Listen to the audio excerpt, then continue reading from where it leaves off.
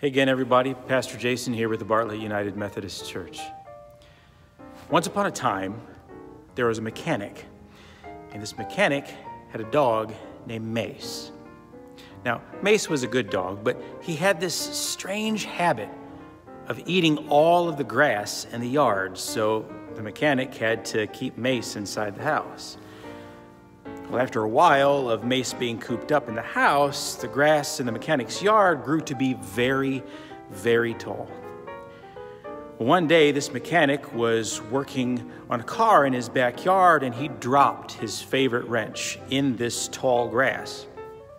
And he searched and searched for the wrench, but he couldn't find it. Well, eventually, he decided that he was just going to give up and call it a day. Well, that night, somehow Mace got out of the house, and he ate all of the grass in that yard. The next morning, the mechanic got up and went outside, and with all the grass gone, he could see glinting in the sunlight his favorite wrench.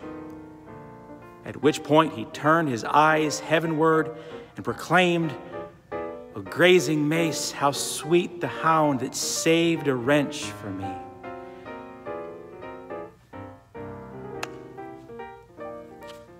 This week we're talking about grace on 3-Minute Methodism.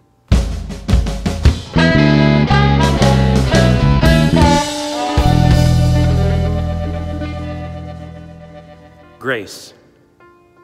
It's a word that we use a lot. It's a word that we hear a lot across the spectrum of Christian denominations, especially in the United Methodist Church. But what does it mean, really? Within the realm of Christian theology, grace is used to refer to the goodness of God, the favor of God that is unmerited, that is undeserved, that comes to us and to all of creation simply out of the abundance of God's love for us. The concepts of grace are so prevalent for United Methodists because they were so important to John Wesley. We hear words like prevenient grace and justifying grace and sanctifying grace, and sometimes we think that Wesley taught about 3 graces. But really what Wesley preached about and what he taught about was 3 experiences of the one grace of God.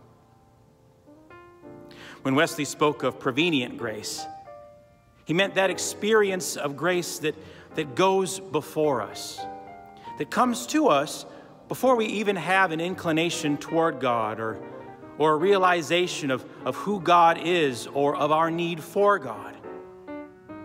Justifying grace refers to that experience of God's goodness that calls us to God's self, that awakens our senses to our need for God, and allows us to claim for ourselves the redemption that God offers to all of humankind through the life, death, and resurrection of Jesus Christ. And then, when speaking of sanctifying grace, Wesley spoke of that experience of the one grace of God that shapes us, that sustains us, that keeps us and guides us for the whole of our Christian journey, for the whole of our life, molding us into Christ's likeness, so that we might live lives before God that are holy and acceptable. Seen in this light, grace is pretty amazing, isn't it? That's all we have time for today. Hope to see you next week for another episode of 3-Minute Methodism. If you like what you see, click here to subscribe. Click here for last week's video, and we'll catch you next time. Until then, stay holy, my friends.